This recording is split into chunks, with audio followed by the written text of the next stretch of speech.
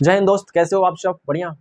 आज हम आपको पढ़ाएंगे प्राचीन इतिहास के बारे में और प्राचीन इतिहास के सभी वंशों को आपको पढ़ाएंगे, सभी वंशों के बारे में जानकारी देंगे आप। आज आपको हम परिचय देने वाले हैं, क्योंकि प्राचीन इतिहास में एक वंश नहीं है, कई वंश है। सारा के सारा वंश आपको याद करवा देंगे। कौन वंश किसके बाद आया, है ना? कौन सी घटना किसके बाद घटी, क्योंकि जब हम कहानी बना करके पढ़ेंगे तो बहुत ही सरल और याद करने में बहुत ही आसानी होगा। आप समझिए कि वन लाइनर क्वेश्चंस याद करते हैं, एक क्वेश्चंस को याद करते हैं। जरा सोचिए कि आप एक क्वेश्चंस को याद कर रहे हैं तो दूसरा क्वेश्चन उससे रिलेटेड नहीं होता है तो आप भूल जाते हैं। तो आप कहानी बनाकर पढ़ेंगे तो उसका बहुत ही ज्यादा फायदा होने वाला है। तो सबसे पहले तो हम आपको जोड़ेंगे, और जोड़ने का प्रयास हम कैसे करेंगे? एक वंश को दूसरे वंश से, एक वंश को दूसरे वंश से क्या करेंगे? जोड़ेंगे।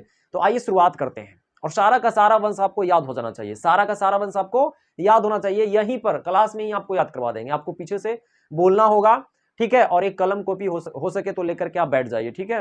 तो प्यारे बच्चों, चलिए शुरू करते हैं। उसमें मेन हम फोकस करेंगे राजपूत पर। हम सब जानते हैं राजपूतों की उदय हुई है, बताएंगे कब उदय हुई राजपूतों की, कैसे उदय हुई, क्यों उदय हुई, और इसका योगदान क्या रहा है ना? भारतीय इतिहास में इनका क्या योगदान रहा है, प्राचीन इतिहास में भी और मध्यकालीन इतिहास में भी इनका क्या योगदान रहा है, क्यों हम राजपूत का नाम ले रहे हैं, क्यों राजपूत को पर फोकस करना चाह रहे हैं? क्योंकि राजपूत जोड़ने का कार्य करेगा। इनका रोल जो है वो प्राचीन इतिहास में भी है और मध्यकालीन इतिहास में भी है। तो इसीलिए राजपूत पर फोकस करिए, क्योंकि हमको कहानी को जोड़ना है प्यारे बच्चों। तो जोड़ने के लिए क्या करेंगे? हम किसी एक को फोकस करेंगे और उसके आगे पीछे क्वेश्चंस जो हैं, आगे पीछे पूरा का पूरा सारा का सारा याद कर लेंगे। बहुत ही मजा आने वाला है। चलिए शुरू करते हैं।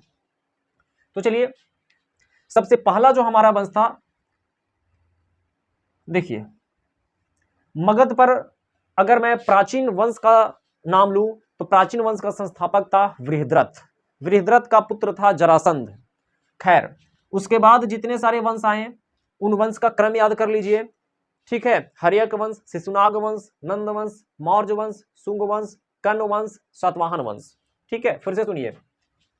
तो हर्यक वंश, शिशुनाग वंश, हर्यक, शिशुनाग, नंद वंश सब आपको याद करवा देंगे। हर्यक वंश, शिशुनाग वंश, नंद वंश, मौर्य वंश, शुंग वंश, कर्ण वंश, सातवाहन वंश। ठीक है, 1 2 3 4 5 6 7, ये अभी 7 हुए हैं। अभी सारा का सारा प्राचीन इतिहास में सारा आपको याद करा देंगे। प्राचीन भारतीय इतिहास, प्राचीन भारतीय इतिहास पूरा आपको याद हो जाएगा, ठीक है? तो मगध की गद्दी पर बिंबिसार बैठा है, ठीक है? हर्यक वंश का स्थापना किया है। तो याद रखिएगा कौन सा वंश? हर्यक वंश, यानी हर्यक वंश का संस्थापक था बिंबिसार। तो सारा वंश को अभी रिलेट हम कर रहे हैं कि कौन वंश किसके बाद आया है। फिर जब हम डिटेल से पढ़ाएंगे तो सिर्फ हर्यक वंश के बारे में पढ़ाएंगे, फिर हम शिशुनाग वंश के पढ़ाएंगे। अभी आपको एक हम परिचय दे रहे हैं, आप एक दूसरे से जोड़िए कौन वंश किसके बाद आया है। तो आपको पूरा का पूरा प्राचीन इतिहास को तो पहले माइंड में एक बार लाइए। जब भी आप 5 मिनट 10 मिनट के लिए बैठिए तो पूरा प्राचीन इतिहास के बारे में सोच लीजिए, याद हो जाएगा। यार सच में बहुत आसान है, एक बार आप सही ढंग से तो पढ़ो, एकदम आसान है। तरीके एकदम फॉलो करिए जो मैं बता रहा हूं, आप एक बार करके तो देखिए, बहुत फायदा होने वाला है। तो हर्यक वंश बोलिए मेरे पीछे पीछे, मैं बोलता हूं फिर आपको बोलना होगा। पहला हर्यक वंश, दूसरा शिशुनाग वंश, हर्यक वंश, शिशुनाग वंश, नंद वंश, मौर्य वंश, शुंग वंश, कर्ण वंश, और फिर आपका हो गया सातवाहन वंश। तो देखिए इसमें मौर्य वंश को रिलेट कीजिए, जो मजबूत है उसको बॉर्डर बना लीजिए, उसको एकदम पूरे अच्छे से याद कर लीजिए, और फिर उसके आगे पीछे याद कीजिए, आगे पीछे कौन सा वंश है, आगे पीछे उससे रिलेटेड क्या हो रहा है उसको जोड़िए। इस तरह से जोड़ने से आपको पूरा का पूरा क्वेश्चन याद रहेगा, कभी आप नहीं भूल पाइएगा। और बहुत आसानी से आप दम बोलना शुरू कर दीजिएगा कि कोई भी कुछ पूछा तो कुछ भी दम, एक क्वेश्चन पूछेगा तो 4 आप आंसर दीजिए उसको, 4 को बताइए। एक क्वेश्चन पूछा तो 3 क्वेश्चन और बना करके 4 5 10 जितना आपको डिटेल्स में आप उसका आंसर दे सकते हैं काफी आसानी से। तो देखिए नंद वंश को संस्थापक महापद्मनंद, और अंतिम शासक इसका था घनानंद। घनानंद को हराने का काम कौन किया था? चाणक्य। चाणक्य का तो नाम आप जानते ही होंगे। इसका जो और भी नाम था चाणक्य का, वो कौटिल्य या विष्णुगुप्त कहा जाता था। याद रखिएगा, चाणक्य का अन्य नाम से जाना जाता था कौटिल्य और विष्णुगुप्त। देखिए अब मौर्य वंश, नंद वंश के बाद कौन सा वंश आया? मौर्य वंश। हर्यक वंश के बाद शिशुनाग वंश आया, मत्स्य शिशुनाग इसका संस्थापक था। खैर, नंद वंश को रिलेट करिए, नंद वंश का संस्थापक महापद्मनंद, और नंद वंश का अंतिम शासक घनानंद। याद रखिएगा, घनानंद को कौन हराया? चाणक्य ने हराया। चाणक्य ने हराया और मेन हराने वाला कौन था? चंद्रगुप्त मौर्य। मतलब चंद्रगुप्त मौर्य की सहायता किसने की? तो चाणक्य ने। जो हम लोग चाणक्य नीति भी पढ़ते हैं, आज भी हम लोग चाणक्य नीति पढ़ते हैं ना, और अपने आप को हम सोचते हैं कि हम चंद्रगुप्त मौर्य बन जाएंगे, ठीक है, हम भी विजेता बन जाएंगे। तो नीतियां पढ़ने से नहीं होगा, उसको फॉलो करना पड़ेगा, जानना पड़ेगा। खैर, तो चंद्रगुप्त मौर्य ने किसको हराया? तो अंतिम शासक, क्योंकि इसके पहले जो वंश था नंद वंश, नंद वंश का अंतिम जो शासक था वो कौन था? घनानंद। तो घनानंद को हराया चंद्रगुप्त मौर्य ने, किसकी सहायता से? चाणक्य की सहायता से। ठीक है, इसका विस्तार हो गया। अभी हम आपको जानकारी दे रहे हैं, ठीक है, पूरा परिचय दे रहे हैं। ये परिचय है पूरा, थोड़ा थोड़ा बताएंगे, फिर आपको हम डिटेल से बताएंगे, क्योंकि पूरा प्राचीन इतिहास हमको पढ़ाना है। पूरा प्राचीन इतिहास को जोड़ के रख देंगे, एकदम आज जोड़ देंगे बाबू, कहीं मत जाइएगा। देखिए, मौर्य वंश समझ गए, उसके बाद मौर्य वंश के बाद हर्यक, शिशुनाग, नंद, मौर्य वंश, शुंग वंश, कण्व वंश, कण्व वंश से आ जाइए, फिर सातवाहन वंश आ जाइए, ठीक है। और शुंग वंश, पुष्यमित्र शुंग इसका था, भरूत स्तूप का निर्माण करवाया था। कण्व वंश, ठीक है, और फिर उसके बाद सातवाहन वंश, ये सब वंश हो गए। लेकिन याद रखिएगा, इन वंशों के बाद आक्रमण होता है, इन वंशों के बाद आक्रमण होता है, और आक्रमणकारी का नाम याद रखिएगा, हिंद यूनानी, शक, पल्लव, कुषाण। याद रखिएगा, क्या क्या? हिंद यूनानी, शक, पल्लव, कुषाण। बोलिए मेरे पीछे पीछे, हिंद यूनानी, शक, पल्लव, कुषाण। तो शॉर्ट में लिख दे रहे, हिंद यूनानी, शक, पल्लव और कुषाण। चलिए, याद रहेगा। इधर से चार और बनाइए, इधर 1 2 3 4 5 6 7, इधर 4 और 1 2 3 4 7 4 11 वंश, टोटल सारा का सारा वंश। तो हिंद यूनानी, शक, पल्लव और कुषाण याद रखेंगे। हिंद यूनानी, शक, पल्लव, कुषाण याद रहेगा। कौन सा वंश? हिंद यूनानी, शक, पल्लव, कुषाण। तो हिंद यूनानी, शक, पल्लव, कुषाण, ठीक है। चलिए, हिंद यूनानी के बारे में आगे जो आक्रमण किया है हिंद यूनानी, सबसे प्रथम आक्रमण हिंद यूनानी, उसके बाद शक, उसके बाद पल्लव और उसके बाद कुषाण, याद रखिएगा। तो कुषाण में सबसे जो ताकतवर था, जो प्रमुख था, वो था कौन? कनिष्क। याद रखिएगा, कौन था? कनिष्क। यानी कुषाण वंश का सबसे प्रतापी अगर शासक बोले, सबसे प्रतापी शासक, सबसे मजबूत शासक, तो कनिष्क था। जब एक गद्दी पर बैठता है कनिष्क 78 ईस्वी में, तो एक संवत चलाता है, शक संवत, जिसे भारतीय सरकार द्वारा आज भी प्रयोग किया जाता है। तो याद रखिएगा, कुषाण वंश का सबसे प्रतापी शासक कनिष्क। इसकी राजधानी थी पेशावर। इसकी राजधानी कहां था? पेशावर, ठीक है। तो कनिष्क के बारे में जाने, थोड़ा कुषाण वंश के बारे में जाने, ठीक है। अब कुषाण वंश के बाद आगे जानिएगा गुप्त वंश, कुषाण वंश के बाद आगे गुप्त वंश। गुप्त वंश का संस्थापक सिरुगुप्त, लेकिन प्रथम स्वतंत्र शासक याद रखिएगा चंद्रगुप्त प्रथम, चंद्रगुप्त प्रथम, ठीक है। तो गुप्त वंश में एक समुद्रगुप्त का भी नाम आप सुनोगे, बहुत ही महान शासक, ठीक है। उन्होंने पूरे भारत को जीतने का प्रयास किया, और उनकी बहुत अच्छी ही मतलब विचारधारा था। जिसको जीतता था उसी को उसको राजा बना दिया जाता था। मतलब बहुत ही अच्छा विचारधारा वाला व्यक्ति था समुद्रगुप्त, ठीक है। वह विष्णु का उपासक था, ठीक है, विष्णु भगवान का मानता था। तो समुद्रगुप्त का अच्छा ही विचार, मतलब ये गुप्त वंश को स्वर्ण काल कहा गया है। यानी कुषाण वंश के बाद याद रखिएगा कौन सा वंश आया है? गुप्त वंश। तो गुप्त वंश आपको याद रहेगा मेरे प्यारे। गुप्त वंश का जो पतन हुआ है हून आक्रमण से, हून आक्रमण हुआ, हून आक्रमण। तो गुप्त वंश जिस समय स्कंद गुप्त था, गुप्त वंश का जिस समय शासक स्कंद गुप्त था, तो उसी के समय हुनों का आक्रमण होता है, और उसके बाद फिर गुप्त वंश का पतन हो जाता है धीरे धीरे, ठीक है। तो धीरे धीरे जब पतन हो जाता है, तो अनेक छोटे छोटे राज्यों का उदय होता है, जिसमें से एक प्रमुख होता है, ठीक है, पुष्यभूति या वर्धन वंश। याद रखिएगा, पुष्यभूति या वर्धन वंश। पुष्यभूति या वर्धन वंश में प्रभाकर वर्धन इसका मेन प्रतापी शासक है। उसके दो बेटे हैं, राज्यवर्धन और एक है हर्षवर्धन, और उसकी बेटी का नाम है, याद रखिएगा, राजश्री। तो राज्यवर्धन और इधर में हर्षवर्धन, दो भाई, और इनकी बहन थी राजश्री। तो राजश्री का शादी होता है ग्रह वर्मा के साथ, जो कन्नौज के राजा हैं। जब शादी होती है तो मालवा का शासक देवगुप्त है, जो ग्रह वर्मा को हत्या कर देता है। ग्रह वर्मा को हत्या कर देता है कौन? मालवा का शासक देवगुप्त। अब यह देख करके राजवर्धन देवगुप्त को मार देता है, यह देख करके राजवर्धन देवगुप्त को मार देता है। और जब देवगुप्त को मार देता है, तो देवगुप्त का एक दोस्त है जिसका नाम है शशांक, वह राजवर्धन को हत्या कर देता है। वह किसका हत्या कर देता है? राजवर्धन को। फिर हर्षवर्धन शशांक के साथ युद्ध किया है, और उसके बाद वो उसको परास्त किया है, और फिर कन्नौज पर अधिकार कर लेता है हर्षवर्धन, और कन्नौज को अपनी राजधानी बना लेता है हर्षवर्धन, ठीक है। तो इस तरह से कन्नौज को राजधानी बनाया है हर्षवर्धन ने। यानी कन्नौज उस समय का समझ लीजिए कि इतना विकसित था, इतना विकसित था कि आज के समय में दिल्ली, तो कन्नौज पर अधिकार करना चाहते थे।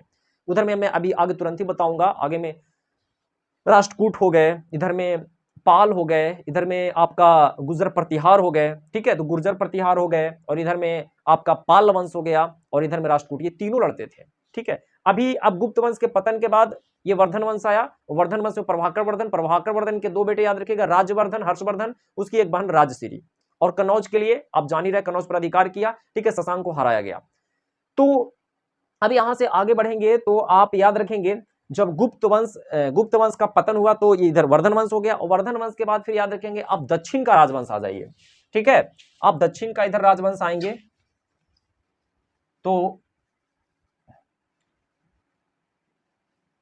देखिए सारा याद कीजिए, तो दक्षिण के राजवंश में आप याद रखेंगे पल्लव वंश, पल्लव, राष्ट्रकूट, ठीक है, पल्लव वंश, राष्ट्रकूट वंश, फिर चालुक्य, वातापी, चालुक्य, बेगी, चालुक्य, कल्याणी, ये तीन गो चालुक्य हैं, यानी चालुक्य, एक वातापी याद रखिएगा, कल्याणी और फिर बेगी, ये तीन गो है प्यारे, वातापी, कल्याणी, बेगी, ठीक है, चालुक्य, ये वंश क्रम बता रहे हैं। यानी कि इधर में दक्षिण में याद रखिएगा, कहां उदय हुआ, दक्षिण में पल्लव वंश, राष्ट्रकूट वंश, चालुक्य वंश, ठीक है, पल्लव वंश का संस्थापक श्री विष्णु याद रखिएगा, राष्ट्रकूट वंश का दत्ती दुर्ग, और चालुक्य, वातापी का, कल्याणी का, बेगी का अलग अलग सब है, ठीक है। तो मेन याद रखिएगा पल्लव वंश, राष्ट्रकूट वंश, चालुक्य, वातापी, चालुक्य, कल्याणी, चालुक्य, बेगी, ये तीन वंश याद हो गए इधर। अब सारा वंश आपको याद करवा रहे हैं, फिर और आप इधर वंश याद करिएगा, तो याद रखिएगा फिर इधर दक्षिण में हो गए, फिर सीमावर्ती में याद रखिएगा, सीमावर्ती, देखिए सारा का सारा वंश हम आपको याद करवा रहे हैं, सिर्फ अभी वंश याद कीजिए, पूरा डिटेल्स में हम नेक्स्ट क्लास में आपको अच्छे से एक एक वंश के बारे में बताएंगे। तो सीमावर्ती में याद रखिएगा पाल वंश, फिर आप याद रखिएगा सेन वंश, फिर याद रखिएगा कश्मीर के राजवंश, ये तीन याद रखिएगा मुख्य रूप से, पाल वंश, सेन वंश और कश्मीर के राजवंश, ये आपका सीमावर्ती हो गया, ठीक है। पाल वंश किधर एरिया में हो गया, तो यहां से थोड़ा सा हम आपको मैप से दिखा देते हैं, ठीक है, देखिए इस तरह से मान लेते हैं कि ये भारत है, तो ये वाला एरिया में इधर पाल वंश हो गया, ठीक है, ये वाला एरिया में आपका हो गया पाल वंश, सेन वंश हो गया, और फिर इधर कश्मीर इधर हो गया, ठीक है, तो इधर में आपका हो गया आपका पाल वंश, इधर में आपका हो गया कश्मीर, ये सीमा ही तरफ, सीमा तरफ था, ठीक है, सेन वंश भी आपका सीमा में हो गया एरिया में, ठीक है, तो ये तीनों का तीनों क्या हो गया, सीमा वाला, सीमावर्ती हो गए, ठीक है। इसको थोड़ा मैं मिटा देता हूं, दक्षिण हो गया, सीमावर्ती हो गया, उसके बाद आगे अब जो उदय होगा, ये तो मेन आपका अब शुरू होगा, जिस पर आपको फोकस करना है और आपको जोड़ना है, ठीक है। देखिए अब कहानी यहां से जुड़ेगा, अब याद रखिएगा राजपूतों का उदय, जो मैं शुरू में बोला कि यही आपको मेन है, जो प्राचीन इतिहास में और मध्यकालीन इतिहास में जोड़ेगा। अभी हम सारा के बारे में डिटेल से पढ़ाएंगे प्यारे, लेकिन पूरा का पूरा प्राचीन इतिहास हमको बताना है, तो डिटेल्स में अभी हम नहीं बता रहे हैं, ज्यादा डिटेल्स में बताएंगे तो हम पढ़ाई नहीं पाएंगे, वीडियो बहुत लंबा है, सही हो रहा आप देख रहे हैं। तो राजपूतों का उदय, राजपूतों का उदय में याद रखिएगा गुर्जर प्रतिहार, गुर्जर प्रतिहार, ठीक है, मुख्य रूप से मैं बता रहा हूं गुर्जर प्रतिहार, उसके बाद चौहानों का उदय हुआ, चौहान या इसको चौहान भी बोलते हैं, परमार वंश, तो गुर्जर प्रतिहार, चौहान वंश, परमार वंश, ये सब जो थे, ठीक है, ये एमपी के एरिया में, ये चौहान वंश आप राजस्थान के एरिया में हिस्सा में, गुर्जर प्रतिहार गुजरात प्लस राजस्थान के हिस्से में थे, गुजरात प्लस राजस्थान, और ये राजस्थान, ये एमपी का एरिया, परमार वंश, ठीक है। चलिए यहां तक दिमाग में आया, राजपूतों का उदय हुआ, ये कब, जब गुप्त वंश का पतन हुआ, तो गुप्त वंश के पतन के बाद आपको बताएं वर्धन वंश, वर्धन वंश के बाद इधर में दक्षिण भारत के राजवंश में याद रखिएगा पल्लव वंश, राष्ट्रकूट वंश, चालुक्य, वातापी, चालुक्य, कल्याणी, चालुक्य, बेगी, उसके बाद आप इधर में याद रखिएगा पाल वंश, सेन वंश, कश्मीर वंश, तीन गो सीमावर्ती में जो हो गया, इधर सीमा में हो गया, ठीक है, सीमावर्ती। अब ये राजपूतों का उदय जो हुआ है वो राजस्थान है ना, मध्य प्रदेश, मालवा, परमारी मालवा के एरिया में आ जाएगा, ये इधर गुजरात, राजस्थान, मतलब ये वेस्ट साइड के एरिया में, थोड़ा इधर भी मध्य प्रदेश यानी मध्य में आप याद रखेंगे, मध्य भारत में, ठीक है।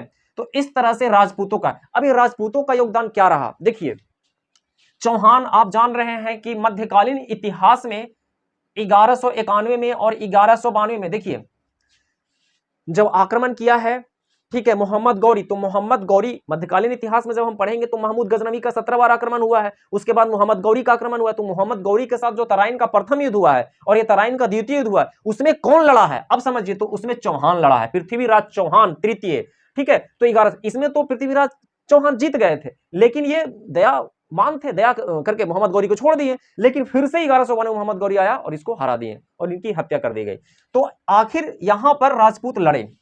राजपूत पहले भी इधर आपस में जो ये लड़ाई होता था कन्नौज के लिए, तो इसमें भी इधर से आप याद रखिएगा, जब त्रिपक्षीय युद्ध होता था तो राष्ट्रकूट, एक तरफ राष्ट्रकूट, देखिए राष्ट्रकूट हो गया पहला, दूसरा हो गया पाल, राष्ट्रकूट, पाल और एक गुर्जर प्रतिहार, ये वाला, ये तीनों लड़ते थे और तीनों में आप सबसे शक्तिशाली बोलेंगे तो गुर्जर प्रतिहार को, जिसमें मिहिर भोज था, जिसमें कन्नौज को अपनी राजधानी बनाया था मेरे प्यारे। तो समझने वाली बात है कि ये प्राचीन इतिहास में भी अपना एक अच्छा स्थान रखा है। और इसका उदय कब से हुआ है वो मैं बताने चाह रहा हूं। आगे में मेवाड़ का जो उदय हुआ वो भी मैं बताऊंगा अभी कैसे और क्यों। उन्होंने अकबर भी परेशान हो गया था इन राजपूतों से। आपने महाराणा प्रताप का नाम सुना होगा। तो ये कहानी समझिए कि राजपूतों का उदय और राजपूतों का रोल कहां से कहां रहा है। तो प्राचीन इतिहास में भी रहा है और मध्यकालीन इतिहास में लड़ाई और यहां भी। तो इस तरह से 1191-92 में आप चौहान समझ गए। ये पहले भी युद्ध हुआ, ये आपस में लड़ते थे, उसमें भी इनका अच्छा स्थान था, मतलब शक्तिशाली ये थे, ठीक है। हालांकि कभी ये एरिया वो जीत लेता था, कभी इधर से, तीन तरफ से युद्ध होता था। ये एरिया इधर में पाल वंश हो गया, इधर में राष्ट्रकूट वंश हो गया और इधर में आपका गुर्जर प्रतिहार। तो ये तीन एरिया में, तो कन्नौज लगभग यहाँ पे तो उत्तर प्रदेश में, तो कभी इधर ये, लेकिन कभी ये एरिया थोड़ा कब्जा कर लेता, कभी थोड़ा ये एरिया। तो कहने का मतलब तीनों में टक्कर होता था, लेकिन जीतता कौन था? गुर्जर प्रतिहार, ठीक है, शक्तिशाली यहां पर था, ठीक है, समझ लीजिए। तो ये चीजें समझ में आया। गुर्जर प्रतिहार, चौहान ये क्या थे? राजपूत थे, ठीक है। अब ये चौहानों की शक्ति मिटाया कौन? तो यहां पर बन गए। तो लेकिन इसके बाद आप जान रहे हैं कि मोहम्मद गौरी का गुलाम था क्या? कुतुबुद्दीन ने गुलाम वंश का स्थापना किया। गुलाम वंश, खिलजी वंश, तुगलक वंश, सैयद वंश, लोधी वंश। मध्यकालीन में मैं जा रहा हूं। अब ये प्राचीन यहां से खत्म हो गया, मैं थोड़ा मध्यकालीन को रिलेट कर दे रहा हूं क्योंकि राजपूतों का यहां पर रिलेशन है। ये प्राचीन इतिहास में भी, मध्यकालीन इतिहास में भी। तो यहां पर जो ये दिल्ली सल्तनत के आए हैं, गुलाम वंश, खिलजी वंश, तुगलक वंश, सैयद वंश, लोधी वंश, तो उसमें जो गुलाम वंश का संस्थापक, ये गुलाम वंश का संस्थापक बोले अगर कुतुबुद्दीन ऐबक, तो गुलाम वंश का संस्थापन जो कुतुबुद्दीन ऐबक था, उसको ये परेशान कर दिया था। मतलब चौहान, ये सब इल्तुतमिश जो थे अपने आप को बचाने में लगे थे साम्राज्य को, वो एक भी मतलब चौहानों से परेशान हो गए थे। लास्ट में पता है कि चौहानों की शक्ति को मिटाने वाला था खिलजी वंश का शासक, और खिलजी वंश का शासक था अलाउद्दीन खिलजी। तो अलाउद्दीन खिलजी ने इल्तुतमिश यहां भी आक्रमण किया था, परमार वंश में, ये भी राजपूत था, लेकिन कुछ कर नहीं पाया था, कुछ बिगाड़ नहीं पाया था। जरा सोचिए, ये हाल था। तो चौहानों ने अपनी रुतबा दिखाया यार, अपनी ताकत दिखाया, ठीक है। और चौहान, परमार, ये इसको फिर मिटाने का काम किया था अलाउद्दीन खिलजी। याद रखिएगा, खिलजी वंश का संस्थापक है, बड़ा ही खतरनाक है प्यारे, ये भी अलाउद्दीन खिलजी, ठीक है। बाकी तो गुलाम वंश बचाने में लगे हुए थे, इन लोग तबाह कर रहे थे, ठीक है। लेकिन ये सब वंश तो चल रहा था। और उसके बाद जब ये चौहानों की शक्ति मिट गई, तो उसी के ध्वंसा अवशेषों पर जो उदय हुआ वो हुआ मेवाड़ का। और मेवाड़ का नाम आप सुने होंगे मेरे प्यारे, ठीक है। मेवाड़ का उदय हुआ। इसमें राणा सांगा का नाम आप सुने होंगे, राणा कुंभा का नाम सुने होंगे, महान से महान। आप फिर आप जो हल्दीघाटी का युद्ध 1576 में अकबर और महाराणा प्रताप का हुआ, महाराणा प्रताप का नाम सुनोगे।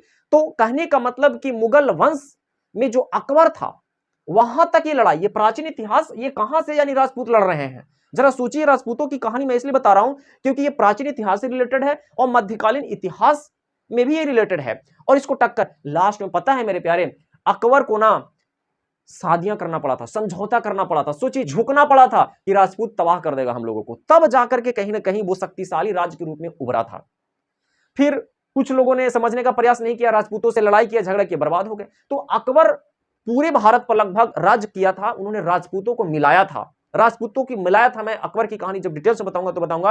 यानी उसकी भी रणनीति कि अकबर को मिलाओ, राजपूतों को मिलाओ। तो उन्होंने भी राजपूत को मिलाने का प्रयास किया। कहने का मतलब राजपूत पहले भी लड़े, प्राचीन इतिहास में भी, और इधर मध्यकालीन इतिहास में चौहानों को रोकने का, ये चौहान जो थे राजपूत, मोहम्मद गौरी को रोकने का प्रयास किए, परंतु विफल रहे, जान ही रहे। विफल होने का भी कारण क्या था? दया करके छोड़ दिया, इसीलिए। फिर उसके बाद गुलाम वंश का स्थापना हुआ। गुलाम वंश के बाद खिलजी वंश ने क्या कर दिया? चौहानों की शक्ति को मिटा दिया, राजपूतों का इस तरह से शक्ति मिट गई। तो फिर मेवाड़ का उदय हुआ, और मेवाड़ की कहानी आप जान रहे हैं, महाराणा प्रताप की कहानी जान रहे हैं, अकबर तक ये पहुंच गया। उसके बाद फिर की कहानी आप जान रहे हैं, मुगल वंश के बाद फिर तो उत्तरकालीन मुगल सम्राट आएगा, और उसके बाद यूरोपीय कंपनी का आगमन होगा, और यूरोपीय कंपनी के बाद फिर हमारे हम लोग अंग्रेजों के गुलाम होंगे, और अंग्रेजों के बाद गुलाम होने के बाद फिर हमारा देश आजाद होगा। तो वो तो आधुनिक इतिहास में जब हम लोग पढ़ेंगे तो जानेंगे। तो कहने का मतलब इस तरह से रिलेट करिए। फिर से मैं एक बार सारे वंश को बोल रहा हूं ताकि आप सुने और आपको याद हो जाए, बहुत ही इंपॉर्टेंट है मेरे प्यारे और बहुत ही आसान है। तो सबसे शुरू में याद रखिएगा हर्यक वंश, शिशुनाग वंश, नंद वंश, मौर्य वंश, शुंग वंश, कर्ण वंश, है ना, सातवाहन वंश, हिंदू यूनानी, शक पल्लव, कुषाण, हिंदू यूनानी, शक पल्लव, कुषाण, कुषाण के बाद रखिएगा गुप्त वंश, क्योंकि कुषाण के ही समान थे गुप्त वंश। गुप्त वंश के पतन के बाद एकता नहीं था लोगों में, ठीक है। मौर्य वंश लोगों को एक करने का प्रयास किया, गुप्त वंश पूरे भारत को जोड़ने का प्रयास किया एक करने का, लेकिन विफल, उसके बाद फिर सब विफल हो गए। उसके बाद पुष्यभूति वर्धन वंश मैंने आपको बताया, ठीक है, प्रभाकर वर्धन, राज्यवर्धन, हर्षवर्धन, उसकी बहन राज्यश्री, शादी हुआ उज्जैन के राजा ग्रहवर्मा से, ठीक है, पूरी की कहानी है। और उसके बाद फिर आप दक्षिण भारत के राजाओं से पल्लव वंश, राष्ट्रकूट वंश, चालुक्य बतापी, चालुक्य कल्याणी, चालुक्य बेगी। उसके बाद आप याद रखिएगा कि सीमावर्ती में तो पाल वंश, सेन वंश, है ना, पाल वंश, सेन वंश, याद रखिएगा, पाल वंश, सेन वंश, कश्मीर के राजवंश। अब ये तीनों में भी मैं आपको बताया कि राष्ट्रकूट और पाल वंश, और इधर में गुर्जर प्रतिहार, तो ये राजपूतों का वहीं पर उदय हुआ, ठीक है, राजपूतों का उदय हुआ है, ठीक है। और राजपूतों का जब उदय हुआ है तो इसमें आपका गुर्जर प्रतिहार, चौहान वंश और परमार वंश आया, और इसका रोल मैंने बता दिया। फिर आगे में चौहानों को ध्वंसावशेषों करने का प्रयास किसने किया? अलाउद्दीन खिलजी, ठीक है। और इसमें अलाउद्दीन खिलजी था जो दिल्ली सल्तनत का एक वंश था। दिल्ली सल्तनत में भी अगर मैं मध्यकालीन में बात करूं तो गुलाम वंश, खिलजी वंश, तुगलक वंश, सैयद वंश, लोधी वंश। तो तुगलक वंश में भी एक याद रखिएगा प्यारे, 1398 में तैमूरलंग का आक्रमण हुआ। जब तैमूरलंग का आक्रमण होता है तो उस समय एकदम तहलका मच जाता है, बहुत सारे छोटे छोटे राज्य मैं बताऊंगा कि वहां भी क्या हो गए थे, स्वतंत्र हो गए थे, जिसमें जौनपुर आता है, बंगाल आता है, मेवाड़ का नाम वहीं पे आता है, वो सब स्वतंत्र होने वाले थे, है ना। हालांकि इसका जो राजपूतों की यानी मेवाड़ का जो अगर इतिहास बोले तो पहले ही से शुरू हो गया था, ठीक है। राजपूतों का लगभग 800 से 1200 माना जाता है, ठीक है। तो इसका पहले ही शुरू हो गया था, क्योंकि चौहानों की ध्वंसावशेषों पर मेवाड़ का हुआ था जन्म। लेकिन मेवाड़ का उदय कब हुआ? जौनपुर का, बंगाल का, ये सब कब स्वतंत्र हुए? जब 1398 में आक्रमण किया था तैमूरलंग, और उस समय दिल्ली सल्तनत जो काल था वो किसका था? तुगलक वंश का शासन काल था। तो वो गद्दी छोड़ करके भाग गया था। जरा सोचिए, गद्दी छोड़कर अगर भागेगा तो छोटे छोटे राज्य तो स्वतंत्र होंगे, तो स्वतंत्र हुए थे जिसमें से यही सब थे, जौनपुर, बंगाल, मेवाड़, ठीक है, कश्मीर, और उसमें आपका था मेवाड़। और मेवाड़ का नाम आप जान ही रहे हैं, फिर आगे पूरा कहानी बता रहे हैं। और वो फिर लड़ाई लड़ा है, आपका मुगल वंश से लड़ा, मुगल वंश को भी कमजोर, उसको भी छक्का छुड़ाया, तबाह कर दिया है मुगल वंश को, ठीक है। तो इस तरह से आप सारे कहानी को रिलेट करेंगे। आई होप मेरी बात आपको समझ में आई होगी। मैं डिटेल्स में किसी एक पर वीडियो लेकर के आऊंगा। मैं पूरा प्राचीन इतिहास को जोड़ने का प्रयास किया ताकि एक दूसरे से रिलेटेड है, जोड़ो, और जोड़ने के बाद पूरा सोच लो कि कौन वंश किसके बाद है, ताकि आपको अगर जैसे गुप्त वंश पढ़ रहे हैं तो गुप्त वंश किसका संबंध था? कुषाण वंश, कुषाण वंश के बाद कौन वंश था? आक्रमणकारी था हिंदू ने, शक पल्लव, कुषाण। इस तरह से आप जोड़ सकते हैं। चंद्रगुप्त मौर्य अगर मान में आए तो मौर्य वंश था, तो मौर्य वंश का संस्थापक मौर्य वंश का संस्थापक चंद्रगुप्त मौर्य, उसका सहायता किसने किया था? चाणक्य। तो ऐसे आप एक दूसरे से जोड़िए। एक क्वेश्चन आए तो कम से कम और भी क्वेश्चंस को आप माइंड में सोचिए और जोड़िए। पूरा प्राचीन इतिहास को एक एक जोड़ लीजिए, मध्यकालीन इतिहास को पूरा जोड़ लीजिए। मैंने यहाँ प्राचीन इतिहास के साथ मध्यकालीन इतिहास को जोड़ने का प्रयास किया है, और मेन जोड़ने में आपका रोल यहाँ पर निभाने का काम कर रहा है तो राजपूत। राजपूत में भी आप याद रखिएगा चौहान, चौहान से फिर याद रखिएगा मेवाड़, ठीक है। तो प्यारे दोस्त, आज इतना ही, फिर मिलते हैं नेक्स्ट वीडियो में। वीडियो कैसा लगा?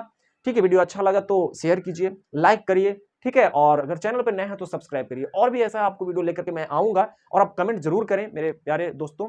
आज इतना ही, फिर मिलते हैं नेक्स्ट वीडियो में, ठीक है। जय हिंद।